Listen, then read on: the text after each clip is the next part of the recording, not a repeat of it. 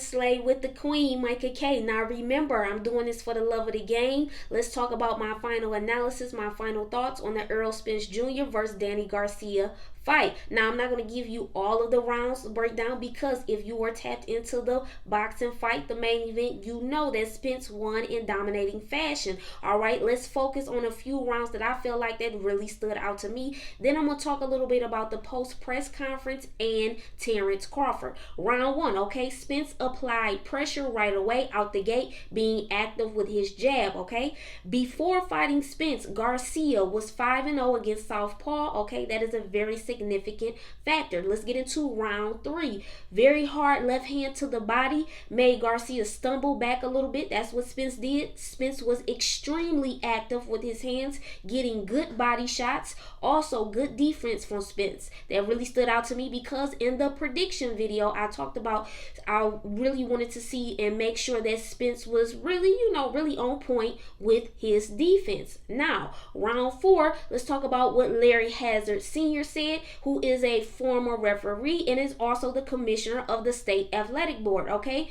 Basically, what Larry said is Garcia is going to have to take a page out of Porter's book, all right? Now, he said, and jump on top of Spence and take this fight to the trenches because basically Garcia needed to let his hands go a little bit more. Now, Spence was in complete control. He was the aggressor. Good defense again, and he did really good with the blocking, okay? Now, let's talk about round six. High activity again from Spence with a good jab. Now, let the record show the jab well, very effective. And when I say he knows how to utilize the jab, he does basically like a series of jabs at times, okay? Not just one jab, but 3 to 4 jabs at a time, all right? I talked about that on my prediction video, how Spence is really good with jabbing, okay? Not just jabbing once or twice. He can give you multiple jabs at a time, 3 or 4, like in a series, in a row. Now, round 6 too, right before basically we get into the end of the fight, Spence really just let me know too. He always let me know, especially his last few fights, he's just a really good complete boxer. He has a really good understanding for boxing, and he just has a good feel, and it comes natural to him, all right? Now, also, Angel Garcia in the corner, midway through the fight, Angel Garcia, his dad, Danny Garcia's dad, said, "You're a way better fighter than this, Danny Garcia. You are making it easy for Spence." He also said you can't keep backing up because Spence is a southpaw. You can't do that. Now, another key point that Larry Hazard said during this fight was, listen, he said Spence knows how to garner the judge's attention, and I completely agree with that, and that is very key. And another thing that stood out to me too is, listen, Spence was giving Garcia 3 or 4 combos, and then Garcia would only do 1 or 2 combinations, or just maybe even 1. So he definitely was not active enough during this fight at all to me. Now, let's talk about round 9. Once again, Spence was relentless with the pressure. He was so active.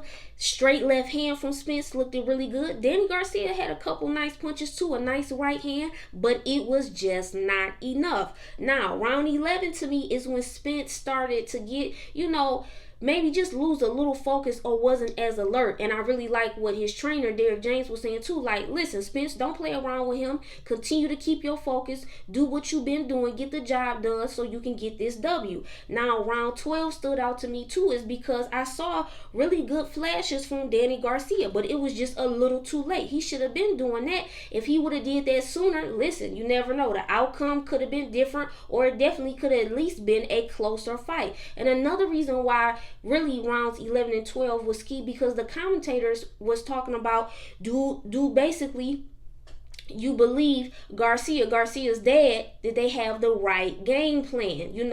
Did they make the right strategy coming into this fight? And that is what leads me to the post press conference. Okay, let's get into it. Let me ask all my slayers and slayettes, Do you think, did Garcia have the right game plan? Is Garcia fighting to his full potential? Now, some critics are saying Angel Garcia in the corner wasn't as helpful as the team needed to be. Another question, does Garcia need a new trainer? Not taking anything away from Garcia's dad, okay? Because he has been a champion before. But do you believe Garcia needs additional help? Now, let's also talk about what the reporters asked, and as far as, listen, how do you feel you did, Garcia, and what was the key for Spence winning? Now, Garcia said the key for Spence winning that, okay, fight was his jab. Once again, what I talked about on the prediction video. Let the record show, okay? Let's get into some things.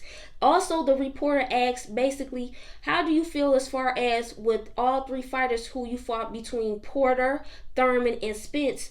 Are they the same, or what separates, okay, Spence from Porter and Thurman? And Daddy said, I feel like they are all on the same level in some ways. I think he has a better jab and he's stronger than all, okay, than both of them, than Porter and Thurman, okay? Plus, he said he has good reach and timing.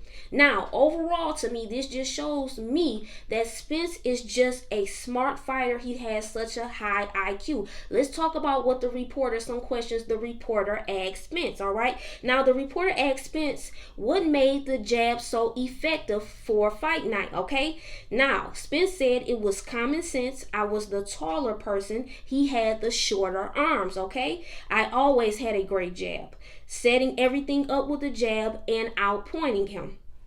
Now, also Spence said too, might have had a little ring rust, but I was ready. I was prepared, and I had a great training camp. Now, he did grade himself a B, and I agree with that because I feel like those later rounds, Spence should have let his foot off the gas like he did a little bit. He should have came with it, and really, I wanted to see a knockout, but of course, that's just the fan in me. He still did a great, excellent job, especially coming off a 14-month layoff in a horrific car accident.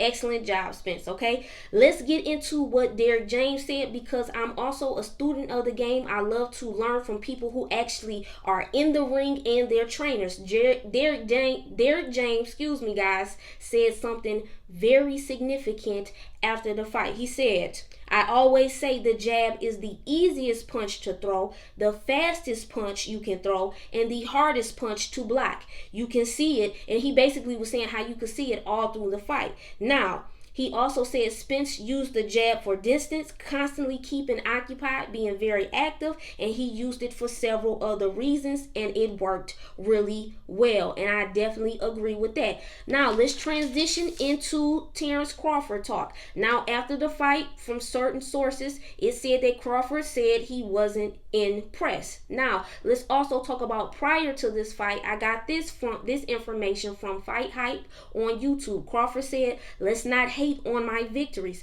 After the fight, once I won, writers had a lot of excuses. He said everybody said that Kell Brook was old, but basically, I'm paraphrasing, he's like, Brook is 34, I'm 33, so what does that mean? I'm old too? Everybody was saying how good of a fighter Brook was and how good of shape he was. He was like, listen, give me my just due. This is what Crawford is saying, okay? Now, the two fights he says that he really wants next is Spence and Pacquiao, and he really wants Spence to shut everybody up. Now, a person that I feel like a lot of people forget about, and which me and my husband talked about, was Keith Thurman. Keith Thurman put in that work, all right? I don't know why he gets left out the conversation. And listen, all my slayers and slayettes that love boxing like me, I will definitely be revealing and releasing a top 5 welterweight, okay? Top 5 welterweight who are my faves, who I feel like really got the juice, got that work. Make sure, if you didn't check it out already, check out my top 5 lightweights, okay? Make sure you are tapped into that as well. Now, let's get into some other things, okay? Crawford also talked about Danny Garcia, him being a top welterweight in the division. He talked about how the media, if you go based on the media's perspective and narrative, Garcia really wouldn't be a top fighter due to the losses. Okay, now let's get into reasons why, for me, I believe Danny Garcia is a top fighter in the welterweight division. Okay, because of his record, that's number one, who he fought, all right, and him being a champion. Let's get into some stats. Garcia had multiple world championships in 2 weight classes, okay, including the unified WBA Super, WBC, and linear light welterweight titles between 2012 and 2015. Now, the WBC welterweight title from 2016 to 2017. So what does that tell you? All right, with Garcia, his resume, listen, is an excellent resume regardless of the losses on his record. So that is why I consider him one of the elites. In some ways, I understood what Crawford was saying, because he was talking kind of basically about the media and why you wouldn't view Garcia. But I kind of didn't know at first what point he was trying to come across.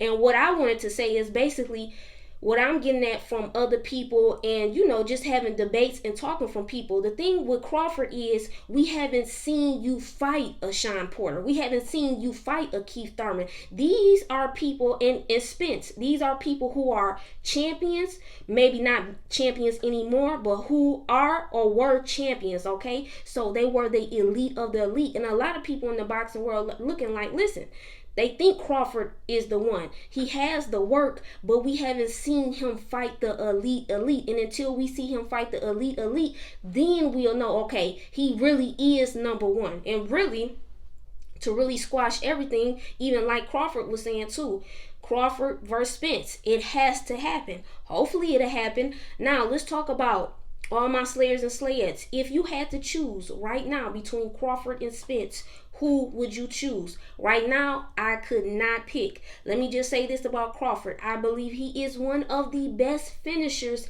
in boxing, if not the best. And I believe Spence has the complete total package, because listen, he can win in a variety of ways. He can break your body down. He showed you he can jab. He showed you he can fight in the inside. He can go the distance, all right? And his defense has improved to me, especially this last fight from Spence. So either way, it's going to be good.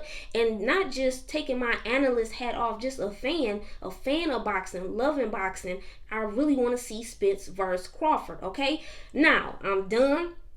If you are new to my channel, make sure you hit that subscribe button. Make sure you hit that like button. Make sure you hit that notification bell. And once again, I will definitely be giving out more boxing juice coming soon. So make sure all my slayers and slayettes, you are tapped in. This is the Queen, Micah K. This is Afternoon Sports Slay. I'm out.